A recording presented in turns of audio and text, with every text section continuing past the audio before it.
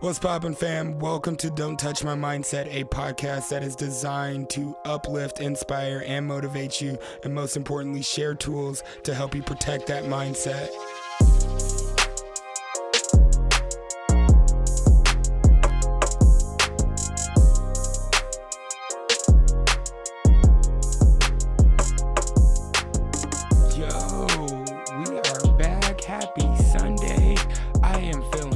I hope you're feeling good. I hope you're thriving. I hope you're out here happy, getting it. Just living your best life. Hello. I am your host, Jay Chase, and I am thrilled to be here. Like I said, I'm amped. I'm pumped. Yo, we got another pivotal moment. But first and foremost, follow the show, subscribe, and rate, review, and anything resonates from this episode, share it with a friend. You never know what they might need to hear. So I encourage you to. October 2nd, Don't Touch My Mindset is presenting the Break the Cycle workshop. We are focused on managing destructive emotions and habits to live a full and effective life. Super excited. We're bringing you a whole new redesign, reinvented, just strategic, beautifully put together workshop that's live and in person. But all that aside, go check out the website, thejchase.com/event or at don'ttouchmymindset.com. Follow us on Instagram at thejchase or at don'ttouchmymindset. But for today's episode, we got a very, very, very, very, very, very, very special guest, Miss Gill. She is a podcast host, a speaker, a coach. She's doing a biochemist, doing so many amazing things in the world. Just a good, genuine conversation with her. I think you'll love it. She's out from the East Coast. If you haven't, please connect with her. Links are in the show notes. So I love you guys. Let's dive.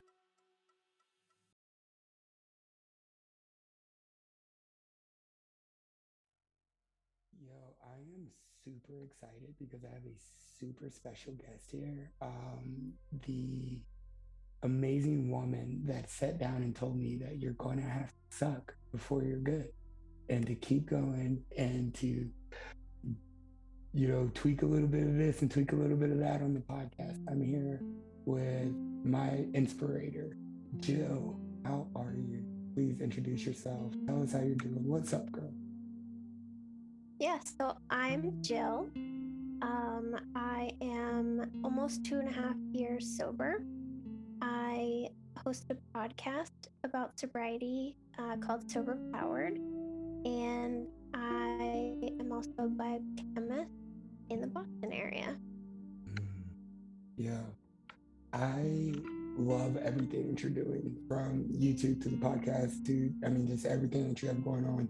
Such conscious creation, and it's absolutely beautiful to witness. So thank you. Thank you for that. Yes, absolutely. You are seen, heard, felt. It's absolutely amazing. First question I ask all the guests: if you take away the titles, the trials, the tribulations, the successes, everything, who are you and why are you here? That's a good question. I was actually thinking about this earlier today. I think I am someone who has had a lot of struggles, emotionally, mentally, career-wise, and I've had a lot of years of my life, like 29 straight, that were very unpleasant and very unhappy. And I think now, 2 years later, I'm starting to feel happy and like go after things that I care about and feel fulfilled. And I think I'm here to help other people like get unstuck. Like, so many people are unhappy and they want to change, but like they don't know what to do, or they're kind of motivated, but then that goes away. And I think I'm here to say, like, look at all of this freaking crap that I had in my life. Like, this is a lot that was there. And now look what you can have. And it doesn't matter how much horrible stuff you have going on, that you can always work at it, even if it seems overwhelming or hopeless or depressing or anything. I think that's why. I think all of those 29 years of hardship have been harnessed into something good. A plus. Wow. That is absolutely beautiful. Defined, chiseled down to moving in purpose. And that's something that is beautiful to witness. Wow. That leads me to the interview. That leads me to the reason why you're here today with me. Your pivotal moment. Or a pivotal moment, the pivotal moment, multiple pivotal moments, it doesn't matter. But kind of walk me through that journey of what got you to this point, to who you are now. What was that turning point of that pivotal moment for you? Yeah, so that moment was, I'll say two, but they're basically the same. When I started feeling really suicidal from my drinking, and I got really scared, and I thought that I would take some time off and do, a healthy reset, like just have a really high tolerance, that's all. And just have a bad habit of drinking every day. It's just a bad habit. And I thought I was a suicidal person, and I was an anxious person, and I was a loser, and I thought all these things were true about me until I took that break. And then I saw all the things that I didn't like about myself, all the mental health things that were getting really bad were gone or were a lot better. And I remember when I was around like 50 to 60 days of that break, I was like, wow, that was alcohol. Because I haven't been suicidal for this whole time. I haven't had middle of the night anxiety this whole time.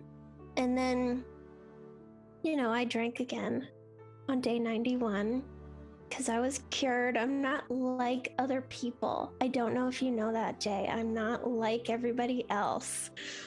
So I drank again because I was cured. I could surely handle it this time. And it wasn't different. It was different in the beginning, but then it went back to normal. And then the suicidal thoughts came back, all that came back. And I realized like alcohol equals being suicidal.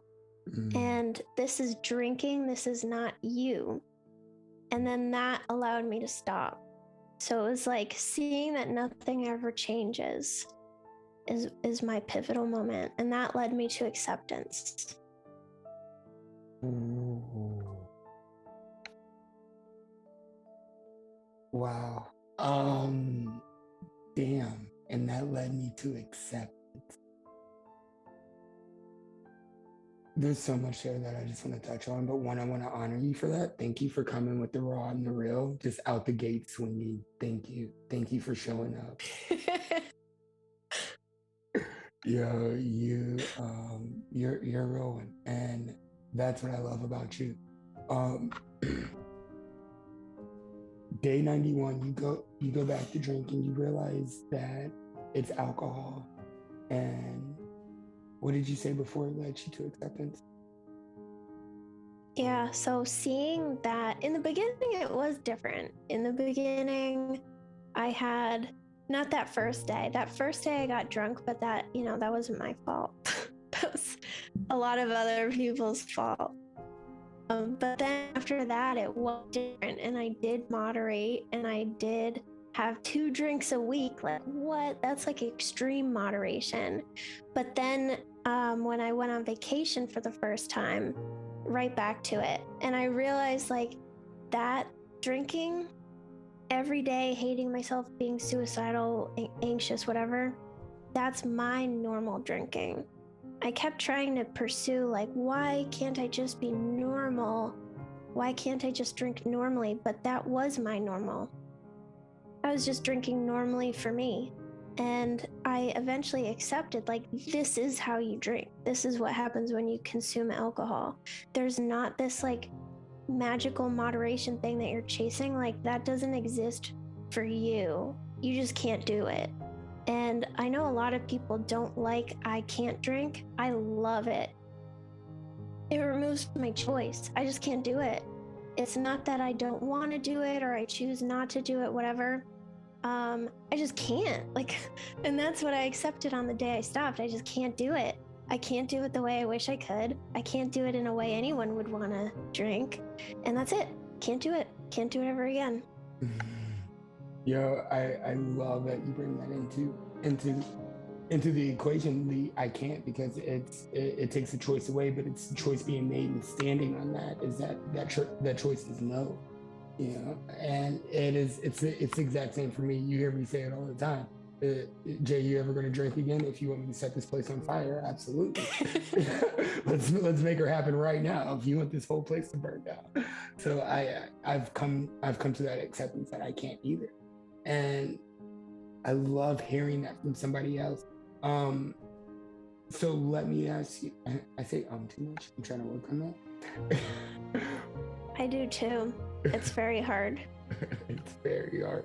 Let me ask you, once after the acceptance of that you can't drink anymore, is that the driving factor that keeps you away from alcohol? It's just as simple, I can't do it. Yeah, I can't do it. And I recognize exactly the truth of it. I'm not misleading myself. I'm not looking at potential or what I hope it would be someday. I just know that's how I drink. That's it. Sorry, you can't do it. So it removes this, like, maybe it's been long enough. You've learned so much. You'll never, let alcohol control your life anymore. And like all of those silly things. But then, no, I just can't. I can't do it. Can't do it ever. And I don't have to play these games with myself anymore or have this like internal conversation about whether or not I might be able to, or like someday or some special occasion. I just can't ever, no matter what. That is a beautiful acceptance that I think not a lot of people can grasp, because it's a radical acceptance. It eliminates a different option, and nobody wants to eliminate options. Nobody wants to be backed into this singularity focus of I can't, or I don't want to, or I will not. I will not let this pain destroy me as it has been. Which brings me into my favorite conversation, navigating boundaries of moving forward, with people coming into your life now. As I believe that we're always pivoting, and I think that we need to create and maintain relationships. How do you navigate those boundaries when creating a new relationship? Boundaries are hard, and I never knew what they were before. I never knew how to set them. I couldn't figure out why no one would respect them. They should just like assume what my boundaries are, they should just know.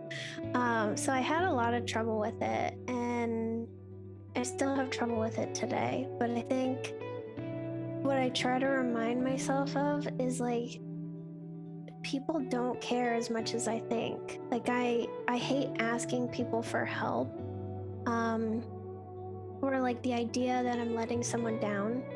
And I keep reminding myself, like, no one is going home and thinking about how you did this minor thing at work that maybe let them down. Like, you're the only one thinking about that. So I try to set boundaries with, not excessively apologizing to people, or not like doing things to try to get people to like me. I think a lot of people pleasers will do things to try to get validation from others that they're likable or they're okay. So it's a lot of boundaries with myself too, and refusing to do this behavior that I don't want to do. But for other people, I think accepting who they are has helped me a lot too. Like you might have an annoying family member and you just wish they would stop doing this one thing they always do, but eventually you got to accept that's just who they are. Like, you can't make them change because you're annoyed with them. They have to either want to change the behavior or not care. So if you can accept who they are, then you decide, do I want this person in my life or not? And if the behavior isn't that bad, if they just like make annoying comments or something when they see you, or they, like, I'll have some family that asks me every time, you sure you don't want to drink? You sure? And it's, no, yeah, I'm sure. I'm good, thanks. I'm good. And you just gotta, I don't know, leave it at that. And recognizing who they are and stop trying to force people to change has helped me too. Because I used to always try to force people to be like me, because I'm so wonderful. Shouldn't they be exactly like me? So I think accepting them too has helped. I don't know if that answers your question, but that's where I went. and that's what needed to be said. And we can leave it at that. Because it's all true. It's all true. I think boundaries come down to this like deep capacity of knowing yourself, knowing where you can and cannot go with or without someone. Doesn't matter whether it's your loved one, partner, family member, friend, best friend, cousin, anything, husband, wife. It's those boundaries that you have to create, trust, stand on. And I think that's the hardest part, standing on them. When I first got into sobriety, I could create boundaries. I was aware of where I needed them. I was aware of where I needed to place them, and with certain people, certain situations. But trusting them and standing on them was the hardest part for me. But that's what you brought up for me, and I love that we went there.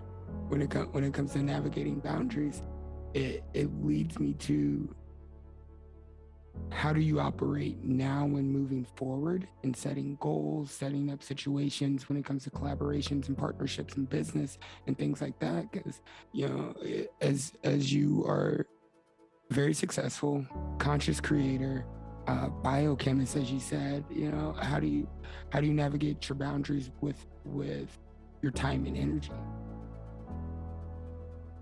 Time and energy is hard, because I want to do so much, and you can get sucked into doing stuff all the time. And when I stopped drinking, I had sobriety obsession, which I think is obvious if you look at all of the stuff that I do. But I just wanted to do sober stuff all the time, 24/7.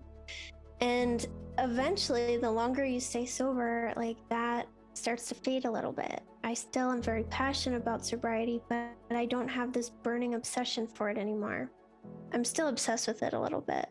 But before, it was like all I wanted to do. I gave up all my hobbies. I stopped like hanging out with other people. I just wanted to do sober stuff and help people and give my energy away. And as I've been sober longer, I want some of that for myself. So I have to decide, like, I'm not going to respond to messages after this time, or I'm going to put my phone down and not look at it. Or something Blair helps me with a lot is, like, I say yes to too many things. Like, people will ask me to come on their show, or they'll want to do a live together, or things like that. And I am always just like, yes, of course. Like, when do you want to do it? And then I end up with like 4,000 commitments a week. And then I talk to Blair. I'm like, Blair, I have 3 1-hour commitments today. Like, why do I always do this to myself? So learning, like, to set limits, like either the amount of days that I can commit to things, or how many per day. But it's really hard to say no when it's something that you do want to do, and it's something that is good and will help people. It's hard to know, like, that limit with your own mental energy. And sometimes I need to just disappear and play video games for an entire day and not look at my phone at all. And then I'm recovered. Then I can go back to all my other stuff. Right. It's not avoidance, it's seclusion. I like that. That's what it is. I gotta go inward. I have to go inward before I can go outward. Briefly. just for like a day. Right. Right. That it's one. Thank you for having this conversation with me, and I wanna. It piques my curiosity, because I wanna ask, and if you feel comfortable, I wanna ask whether it's physical or emotional. Which one of your scars has the best story behind it? The best story. I have a lot to cycle through in my head. Hold on. I have a lot of choices to make. I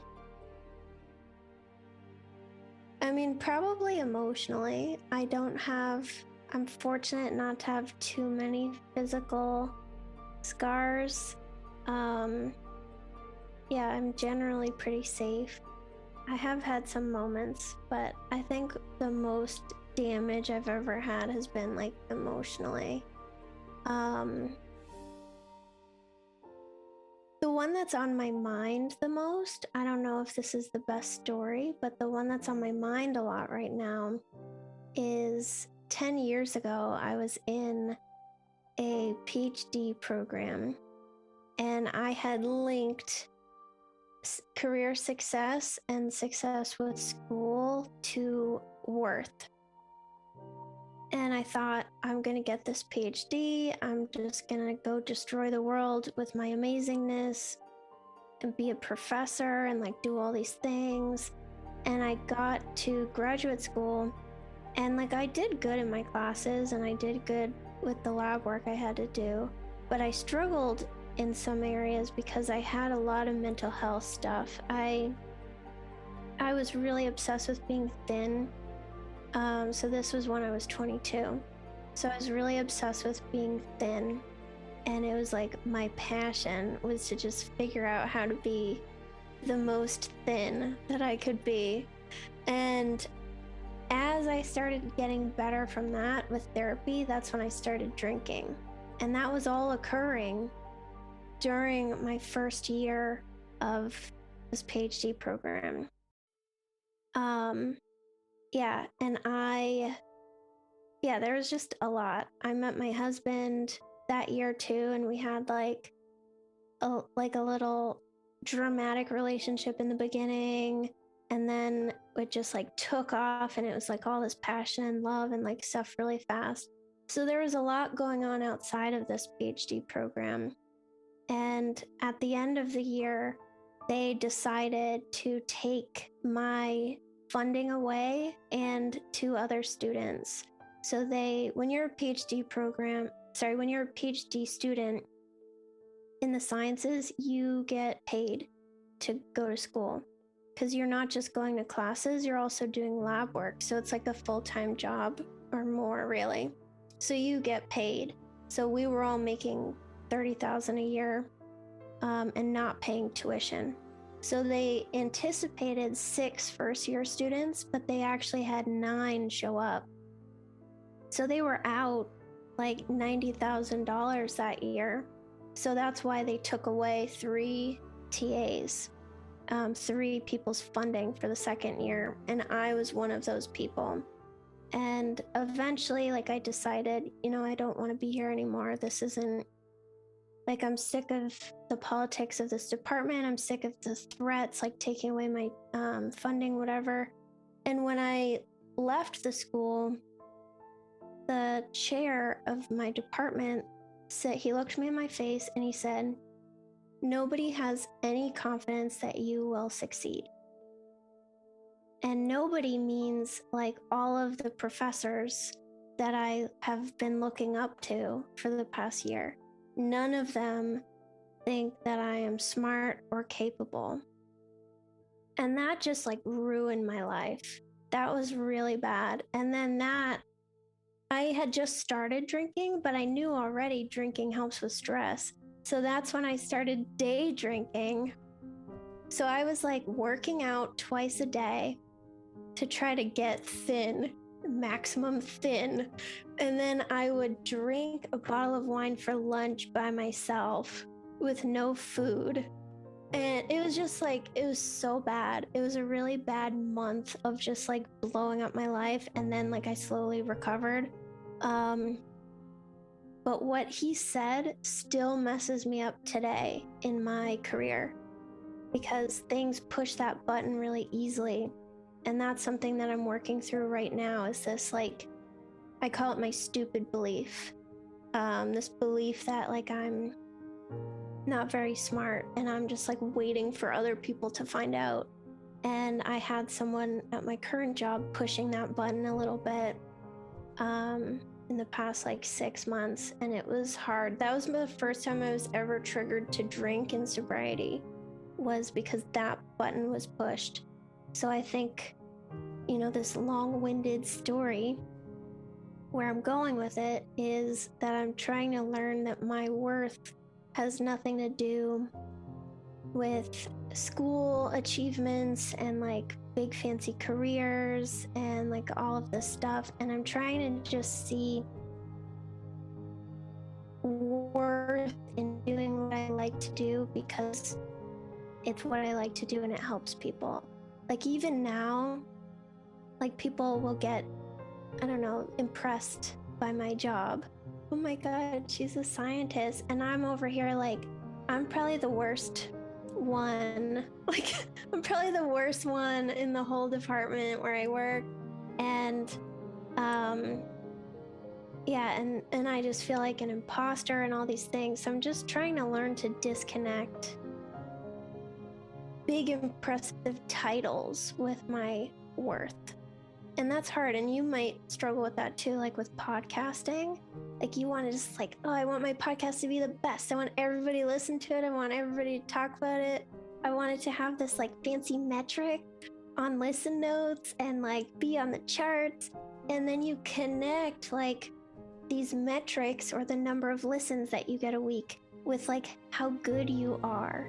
And it all links back to this stupid belief that I'm trying very hard to get rid of, but I don't know if I'll ever get rid of it. But that is my big emotional thing, is no one has any confidence that you will succeed. You just ripped my fucking chest open. Thank you. Wow. I felt that. Yeah, Ooh. it was really hard because it was so blindsiding, you know? Is that a word? It is today. Yeah, it is right now. Thank you. But it hurt so much, and like you're not expecting that kind of thing from a professor. And that's, I think, the most damaging things that have ever happened is like things that have blindsided me, like shocking things that like my tiny little heart can't comprehend. Like the other big one that I have is like this girl said to me in high school. I sat down at the table for lunch and like no one ever really wanted to be my friend. Like I had friends off and on, but I was bullied a lot. And I sat down at lunch and I was like, maybe they've been like kind of friendly with me in class. Maybe I can just like sit here and not be alone. And everybody got up from the table and left in unison. And then one girl came back and I was like, oh my God, we're gonna be best friends forever. Like, she cares. And she sat down and looked at me and she was like, why don't you just go kill yourself already? Everybody hates you. And I was just like what? Everybody hates me? So then that's like burned into my brain. So now my brain is like, everybody hates you. Nobody has any confidence that you will succeed, over and over and over. And then I'm like searching for proof of the belief. And even though I have proof that neither are true, I can like exclude those, you know? But as soon as something happens, like once every couple years, that triggers this belief, I'm like, oh my God, see? Like, everybody hates you. See, they're all just lying. Blair doesn't actually like you. She just talks to you all day, every day. She doesn't actually like you. So Working through these limiting beliefs is really hard. It's so hard because, yeah. And when someone says something, I don't know, you believe it already. So I just accept it. Whatever they have to say that goes along with either of those two beliefs, I'm just like, okay, yep, take this into my heart. That is the truth. I knew it already. And there's no block there. Like you were talking about boundaries, like there's no block where I even consider whether or not it's true. It's just like, yep, this has got to be true. Let me just accept this and feel worse. So I think learning to pause in between, I don't know anything. I just know I'm working on it. It's really hard. Yo, keep it coming. I love it because you're literally helping someone right now. Like you are literally speaking life into someone right now. You're inspiring me, if not anyone, because it's so true. We all deal with these, limiting beliefs of what somebody else has told us. I think about it all the time with everything that I've been labeled with in my life. And all the things that people have told me, and I'm just like, yeah, you're right. I search for proof that it's true. I search, and like, how do you combat that? Do you go look at your achievements and you're like, oh nope, not true, or like, how do you combat that in the moment? I have a lot of yeah, but. So I'll try, or like my husband will remind me, or Blair will remind me of like all the good things. And I'll be like, yeah, but. And then I'll just go along with the bad stuff. I don't know how I deal with it yet. It's really, really hard, and I don't know. I disconnect and I play video games. I talk to you guys. I also I try to protect myself, I think, from these beliefs being true. So like, since my belief is that I'm stupid and a failure professionally, if I don't put my best self out there professionally, then you can't get me as much, And like with this belief that everybody hates you, if you don't put yourself out there, friendship wise, except on Instagram, then this belief can't get you. So like I subconsciously protect myself as much as I can. Like the ones that get me the most, like I said, are blindsiding. There's that word again. But yeah, trademarked at this point. It's a word now. It is. I'm sure it is. It's like absolutely. Did you watch The Bachelor? No. Oh, well, it's not good, but that's another way. I disconnect. I watch the stupid Bachelor and like get all that drama, and that helps me. But they make up some really weird words on there, like disingenuous. I was sure was not a word.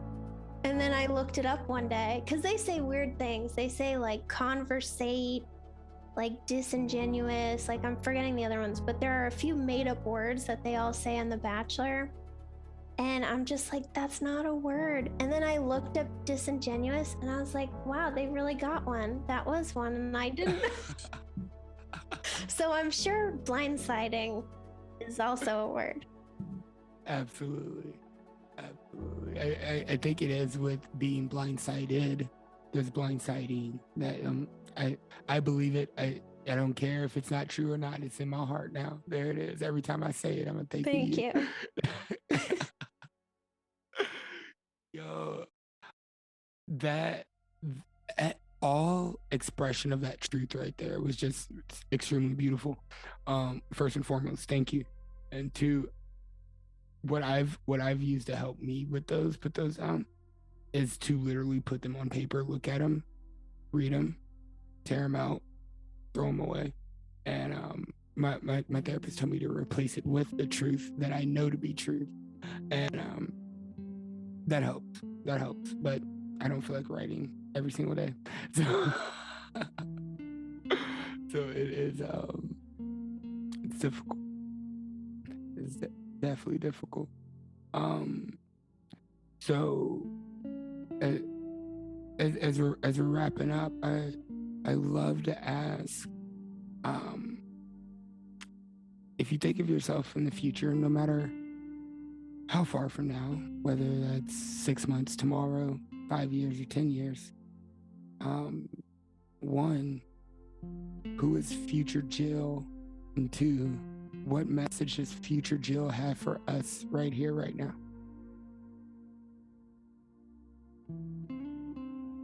So future Gill, hopefully, is working as a therapist at a treatment center, or both, and or an author of an extremely popular quit lit book.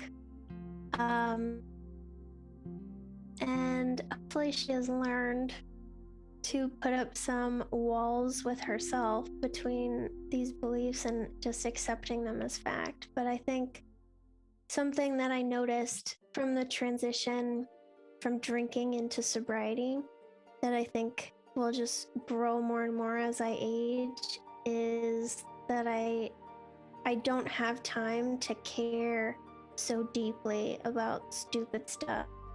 When I was in my 20s and drinking, I cared so much about how everybody might feel about me, what everybody might think. Like, I was always worrying about stuff. And then now I'm just like, I don't have time.